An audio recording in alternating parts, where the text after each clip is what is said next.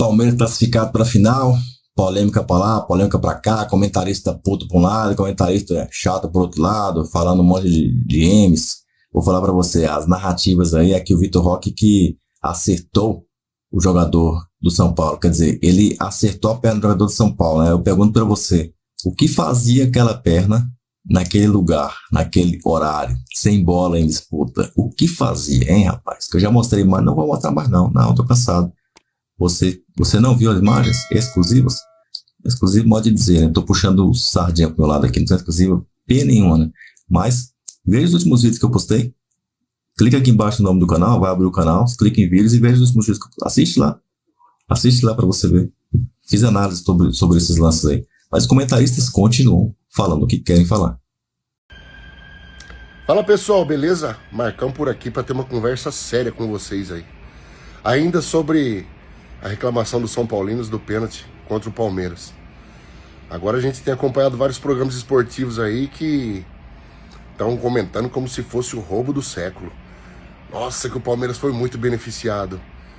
Corinthians poderia ter tido uma expulsão do Carrilho contra o Mirassol. São Paulo podia não ter feito gol contra o Novo Horizontino por causa do empurrão que teve. E agora o Palmeiras é o maior beneficiado do Campeonato Paulista. E isso vai se criando um clima para que o Palmeiras possa chegar na final e ser prejudicado. Porque aí ninguém vai falar nada. Porque se foi beneficiado contra o São Paulo, então pode prejudicar, que é reembolso, como o pessoal fala. E não é certo, gente. A gente tem que largar de ser hipócrita. O seu time já foi beneficiado. A gente sabe que um atacante, quando chega na área, ele espera o contato de um zagueiro, de um goleiro para cair. E quem sabe o juiz dá pênalti. Isso acontece. Aconteceu ontem. Inter de Milão e Feyenoord. Teve um toquezinho na bola lá, um pênalti inexistente que o juiz deu. Então até lá fora acontece esses erros de arbitragem. O erro principal, como eu disse no meu vídeo, foi do juiz, mas não tem na regra também, né? O juiz, quando marca o pênalti, eu acho que o certo era o juiz ir lá e olhar todos os ângulos, com mais aquilo que ele viu no campo, aí ele toma a atitude dele. Então vamos ter responsabilidade com o esporte que a gente tanto gosta, que é o futebol. Vamos deixar de correr atrás de engajamento e saber que o seu time também já foi beneficiado por erro de arbitragem. Você também já comemorou um gol de um pênalti que não foi. Então fica ligado nessa final de campeonato, pelo que os caras tá todo mundo se uniu, o mundo se uniu contra o Palmeiras, e agora a gente tem que ficar esperto nessa final aí, porque se prejudicar o Palmeiras tá tudo bem, porque o Palmeiras foi beneficiado contra o São Paulo. A gente não quer erro de arbitragem, cara. Todos nós, todos os times, todos os torcedores temos que lutar para que os erros diminuam o máximo possível, porque às vezes eu choro, às vezes você que chora, e essa discussão sempre vai continuar. Então vamos lutar contra os erros de arbitragem. O palmeirense, ele não quer ganhar com erro de arbitragem e também não quer perder com erro de arbitragem. Beleza? Tamo junto aí, galera. Grande abraço a todos. Esse lance, já começando falando do lance do pênalti aí, RG número 2, durante a partida, até muito torcedor do São Paulo ficou pé da vida comigo aí, porque eu falei, cara, pra mim é um lance interpretativo, tá? Qualquer atacante colocando ali uma bola na frente, tendo um contato ali com o zagueiro, o cara vai se projetar, vai tentar realmente ali causar esse tipo de situação para que o árbitro coloque na marca da cal ali, marque a falta para que ele tenha a possibilidade de bater o pênalti. Só que RG número 2, ontem eu falei, é um lance interpretativo, até falei a respeito aí, falei, se fosse o Lucas, falei, eu queria que marcasse esse pênalti. Aí hoje eu falei, vou esperar. Pô, fui bombardeado ontem aí pela torcida do São Paulo. É verdade, aliás, Marcão. Né, com o seu Bento Zona. Nossa, os caras jogaram uma pá de batom, blush. Jogaram. Aí eu falei, vou esperar o áudio do VAR pra ver aí realmente o que foi falado aí, pra de repente eu ou manter minha convicção ou voltar atrás. Eu vou te falar, eu volto atrás, mano. Falei M. Porque é o seguinte, seu Bento. Olha só, medrou. Medrou. Os caras ficaram assim nele. Tomou um encontro do barulho. Atenção, informações importantes aqui para vocês. A Federação Paulista de Futebol acaba de divulgar as datas e horários das finais do Campeonato Paulista entre Palmeiras e Corinthians. Então anote aí, são várias informações. No próximo domingo, Allianz Parque, Palmeiras e Corinthians, a partir das 6h30 da tarde. Como o Corinthians fez a melhor campanha ao longo do Campeonato Paulista, vai fazer o segundo jogo na Neoquímica Arena. E o segundo jogo está marcado para o dia 27, uma quinta-feira, jogo à noite, às 9h35, Neoquímica Arena. Tá certo? Novidade, impedimento semiautomático. Vai ser usado nos jogos. É um investimento da Federação Paulista, isso já está sendo usado na Europa, para agilizar ali a decisão de impedimento ou não, pelo VAR, pela arbitragem. De que forma isso vai acontecer? Serão mais 10 novas câmeras no estádio para se formar imagens em 3D e agilizar ali a decisão. Estava ou não impedido o lance. Muito legal por parte da Federação Paulista este investimento para trazer para as 2 partidas finais do Campeonato Paulista. Tá certo? Mais uma informação.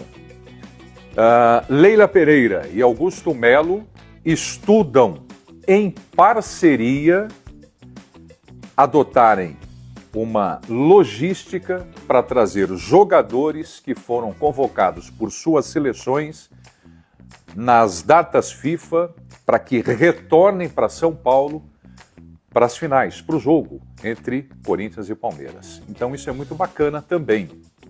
É uma parceria, isso traz mais agilidade, um custo mais baixo e os principais jogadores das 2 equipes à disposição do Ramon Dias e do Abel Ferreira. Muito bacana. Só mais um detalhe para encerrar. O Campeonato Brasileiro começa no dia 29 para Palmeiras e Corinthians. A final é dia 27, quinta-feira, à noite, no sábado, tem jogo do Brasileirão. E, a princípio, as datas vão se manter. Não muda nada. Jogo na quinta-noite, Palmeiras recebe o Botafogo no sábado, no Allianz Parque, e o Corinthians, no mesmo sábado, vai a Salvador para enfrentar o Bahia. São os 2 jogos de estreia do Campeonato Brasileiro. São informações para vocês. Deixe aqui os seus comentários, compartilhe com os amigos. Vai dar Palmeiras ou Corinthians? Na decisão do Paulistão, tem favorito? Corinthians não levanta um título aí desde 2019 e o Palmeiras busca o tetracampeonato inédito do Paulistão. Vamos nessa, pessoal! Por prioridades, a CBF vem a seguir e a última é das federações estaduais. O calendário da CBF foi divulgado em novembro, né? O da Federação Paulista de Futebol foi depois. E havia uma ideia de que os campeonatos estaduais nessa temporada, uma temporada típica por causa do Campeonato Mundial de Clubes da FIFA no meio do ano, começassem mais cedo, né? Por volta do dia 8 de janeiro. A Federação Paulista de Futebol não quis começar no dia 8 e também não quis diminuir o número de datas. Decidiu começar no dia 15. Com isso, tudo ficou muito apertado para essa reta final do Campeonato Paulista e é por isso que a gente está vendo esse problema de ter que fazer um jogo ou logo depois da data FIFA ou com um período não permitido mínimo entre jogos, né? No caso, o fim do Campeonato Paulista e o início do Campeonato Brasileiro. O que pode ajudar, na sorte, de repente, a Federação Paulista e, consequentemente, os clubes, se depois do sorteio da Libertadores e depois da escolha dos jogos que serão transmitidos pelas detentoras dos direitos da Libertadores, Palmeiras e Corinthians não jogarem na primeira rodada da Libertadores na terça-feira. Se os jogos de Corinthians e Palmeiras forem marcados para quarta, para quinta, por exemplo. Nesse caso, daria para a CBF, se ela quiser ajudar, escalar Palmeiras e Corinthians para jogarem no domingo e não no sábado, como está originalmente marcada a tabela. E aí sim seria possível fazer a final do Campeonato Paulista na quinta-feira. Mas veja que eu disse várias vezes se. Sim, são situações que você, por exemplo, não sabe qual é a competição que o Corinthians vai disputar, né? Isso, pode ser Sul-Americana. E aí o detentor de direito é um ou outro. Quer dizer, muda de acordo com a competição que o Corinthians estiver. Agora, só uma coisa. Muitas variantes aí. Foram 2 reuniões no ano passado para apresentação do calendário. Primeiro para a Comissão Nacional de Clubes. E aí ali ainda tinha a ideia original do início no dia 8 de janeiro, como primeira data dos estaduais. Depois uma reunião com federações. A Federação Paulista argumentou que 8 era muito cedo. Tinha clubes, por exemplo, como São Paulo, fazendo a viagem aos Estados Unidos. E aí se colocou como início para o dia 11, as datas de 11 e 12 de janeiro. Ainda assim, a Federação Paulista começa no dia 14 e 15, o Campeonato Paulista. e mantém 16 datas. Enquanto outros estados, o Rio, por exemplo, usou 15. Isso. Aí está muito claro onde está fazendo a data que está fazendo falta, né? Claro. Essa data está fazendo falta agora. É isso. Vamos fazer o seguinte, então. Vamos ouvir informações primeiro do Palmeiras. O Palmeiras que tentou o Tetra Campeonato Paulista. O Vitor La Regina chega com as últimas pra gente. Fala aí, Vitor. Fala pessoal do Troca, um grande abraço a todos que estão ligados com a gente. No lado verde dessa final do Campeonato Paulista, o Palmeiras já larga com uma vantagem, que é não ter um jogo de vida ou morte na semana antes do primeiro jogo da decisão no domingo, que é o caso do Corinthians na pré-Libertadores. Abel Ferreira terá dias completos de treino, amanhã, quinta, sexta, sábado, e diz que serão fundamentais para ele resolver algumas dúvidas que ficaram nessa escalação. Por exemplo, nos 2 últimos jogos, Gustavo Gomes e Piquerez não começaram as partidas. Contra o São Paulo, ele optou pelo zagueiro Mikael e pelo lateral esquerdo Vanderlan, que foram muito elogiados nesse jogo contra o São Paulo. São já 2 dúvidas para esse primeiro jogo contra o Corinthians, se ele vai manter Mikael e Vanderlan ou se Gomes e Piquerez voltarão para o time. A outra dúvida ainda está no ataque, porque Vitor Roque já chegou, estreou contra o São Paulo, também foi elogiado, mas o próprio Abel Ferreira disse que para escalar Vitor Roque foi uma decisão muito difícil, porque ele estava gostando muito do que o Flaco Lopes estava apresentando nos últimos jogos, mas para que esse jogo do São Paulo especificamente, ele achava que o Vitor Roque seria importante pela velocidade e também pela forma de pressionar a defesa adversária. Bom, o Palmeiras joga no domingo contra o Corinthians, ainda não se sabe se terá capacidade completa do estádio. Isto porque na noite de sábado a Arena Palmeirense recebe um show. Em alguns casos, a administração do estádio conseguiu desmontar completamente o palco e ter capacidade máxima no estádio, mas ainda não é uma certeza para esse jogo de domingo na primeira final contra o Corinthians. O Palmeiras disputa a 6ª final consecutiva de Campeonato Paulista e pode, pela primeira vez na era moderna do futebol paulista, ou seja, desde 1930, conquistar um tetracampeonato. O último time que teve essa chance foi o próprio Corinthians em 2020 e quem interrompeu a sequência corintiana foi o Palmeiras em 2020. Foi quando começou essa sequência de 6 finais seguidas do Palmeiras no Campeonato Paulista. Volto com vocês. Valeu, Vitor. Obrigado pelas informações. Vamos fazer o seguinte, ainda falando sobre Palmeiras, sobre a polêmica de ontem, né? A Federação Paulista de Futebol divulgou hoje o áudio do VAR, né? Na marcação do pênalti em cima do Vitor Roque, que acabou ocasionando o gol, né? O gol marcado pelo Rafael Veiga e o único da partida de ontem. Vamos acompanhar, então, qual foi a conversa do árbitro do jogo com o auxiliar de vídeo. Vamos ver. O minuto final é seu, Herman, comigo, tá bom? Ok. Até os 40, depois eu passo. Tô de olho.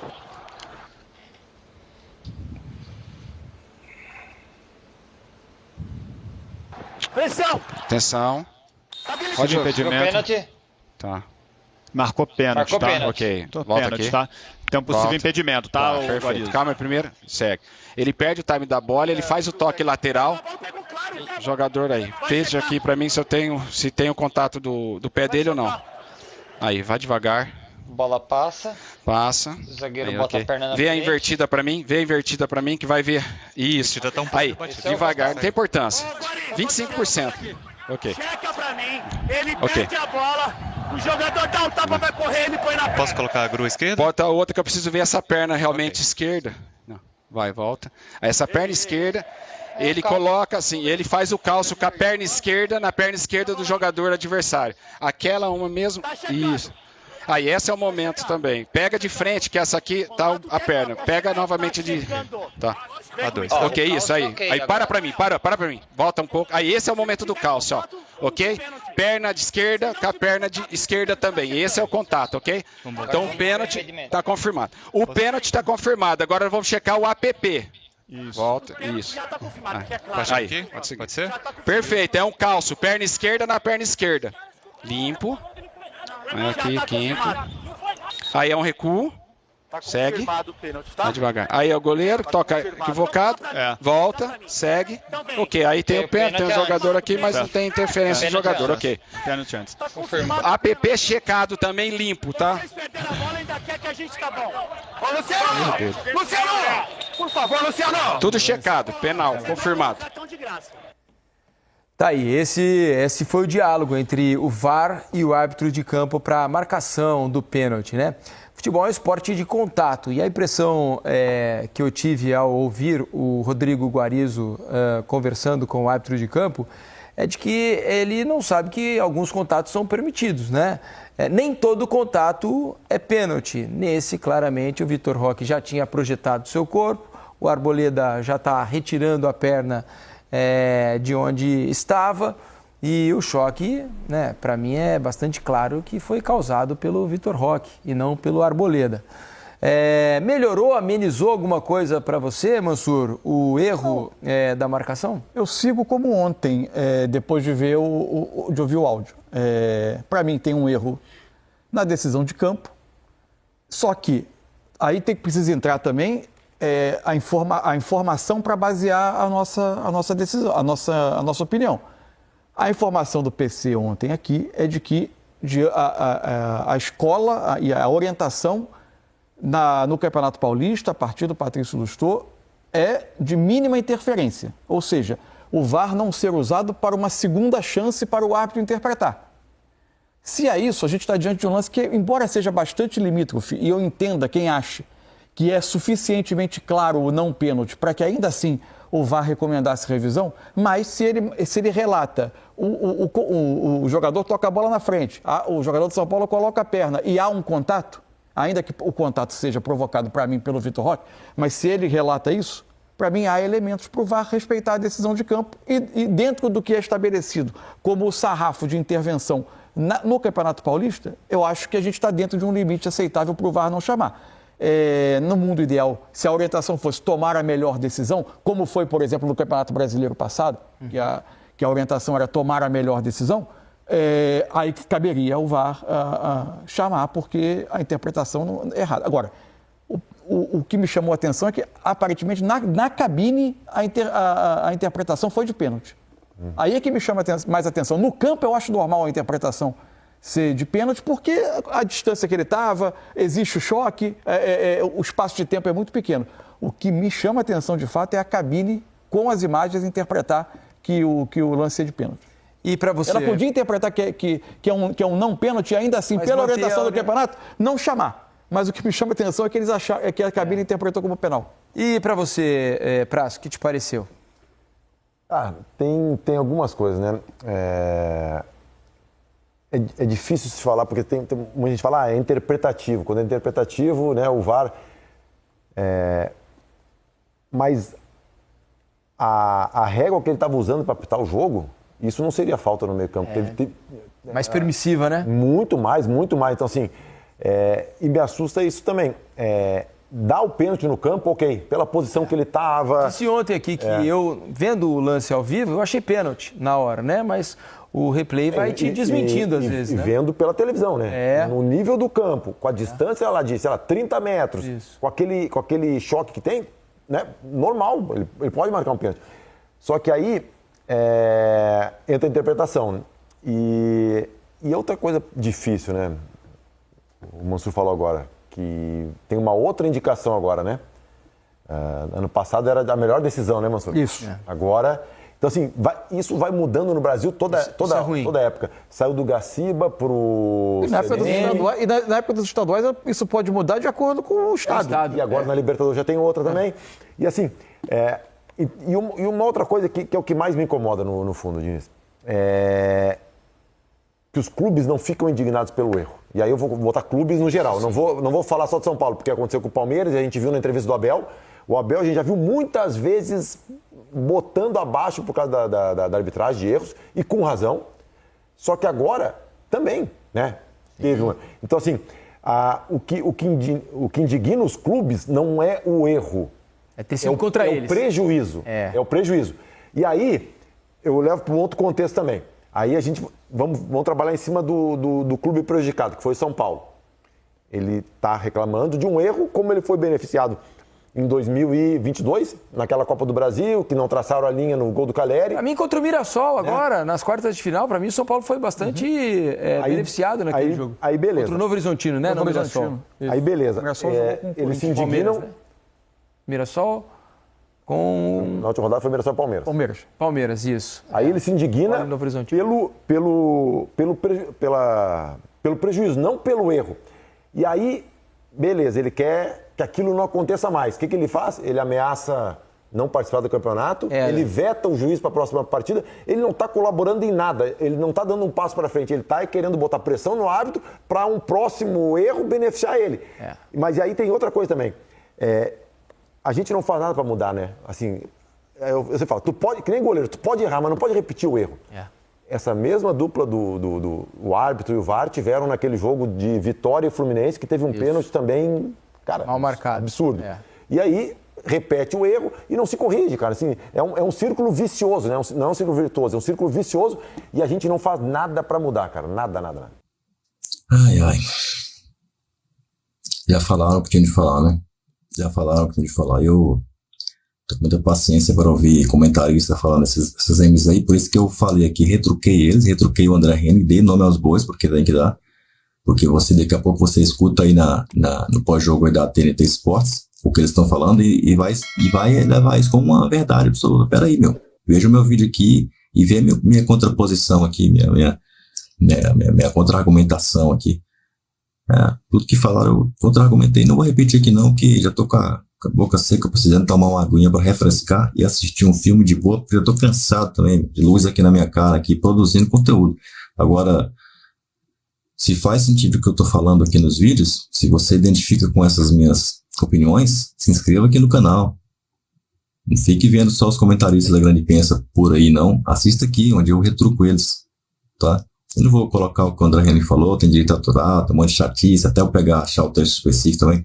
Mas você que viu o pós-jogo da TNT Sports, você viu que eles falaram. Só o Veloso disse, praticamente. A Tainá parece que ela tá meio em cima do muro ali também, pendendo pro Veloso, aparentemente. Não sei. Não vi ela claramente bater o martelo, achei que não foi, não. Eu achei que ela tá em cima do muro, mais pro lado de que foi pênalti. O VAR achou que foi pênalti também. O juiz achou que foi pênalti. Os palmeirenses acharam que foi pênalti. Só os São Paulinos e parte da imprensa que achou que não, né? Que acharam, no caso, que não, né? Os São Paulinos e parte da imprensa é mais de uma unidade, de uma pessoa, turma. Então, plural neles, né? Vamos falar um português minimamente aceitável, né? Também não destruir completamente a língua portuguesa aí, né? Mas eu gostaria de fazer algumas mudanças, se tivesse esse poder. Mas você viu aí, né? Os comentaristas falam pra lá, a gente fala daqui. E aí você, quem diz aí, quem tem razão? São eles, que geralmente são antes do Palmeiras, tudo São Paulino, para não falar outra palavra que vocês sabem muito bem, e corintianos, tá? E a gente aqui não. A gente é Palmeiras mesmo, mas não é por isso que, se não fosse pênalti também, eu ia chegar a falar que foi. Eu achei que foi pênalti, claro, quando eu lancei ao vivo. Depois que eu vi os primeiros replays, falei, não foi nada, Vitor Roque tá de sacanagem, cartão amarelo pra ele, inclusive. Inclusive, no primeiro lance do jogo, quem tá no grupo do canal sabe. 11-952-59-261, manda mensagem pra você, tá no grupo. Só que lá eu avisando aí, tem que ter nervo de aço. Que lá não é grupo de fresco, não. É nervo de aço. Claro que certas coisas a gente proíbe lá, né? Óbvio, né? Tem umas 3 regras básicas, assim, é não postar certas coisas que eu não vou nem falar aqui, mas você deve saber do que eu estou me referindo, né? Coisas que sejam degradantes, ou coisas do tipo, né? Degradantes, nojentas, ou, digamos, impublicáveis, né? Em grupos familiares. Embora a gente solte o verbo ali, às vezes até passa um pouco do ponto nos palavreados, mas é o mais longe que a gente vai, é os palavreados, que a gente vai soltar às vezes forte ali, às vezes perde um pouco o controle, né? Mas tudo bem. Me diga aí que se você concorda com esses comentaristas. Se não concorda, se concorda com a gente, se inscreva aqui no canal. Inscreva aí, é grátis. Pode até ser membro do canal também, não faz mal não, tá? Agora, eu acho que tá aí pra ativar esse negócio de membro, não sei se já apertou os botões aí, deve tá aí. Se não tiver, paciência. Siga a gente aqui no YouTube, no Instagram, @canal_do_verdão. Acho que tá fácil de achar no Instagram. Se bobear, botar canal _do_verdão. O canal do Verdão você deve encontrar. É o Jones que deve encontrar também. Mais um vídeo pintando aqui, né? Rapaz, eu tô muito centralizado aqui, hein? Mais um vídeo aqui, eu tô tapando o vídeo, o sino tapado por ele. Estamos no final, isso que importa. Bambis, danem-se. Agora eu quero ver vocês reclamar, hein? Em 2022 a gente tava chorando, né? E agora vocês estão o quê? Avante palestra!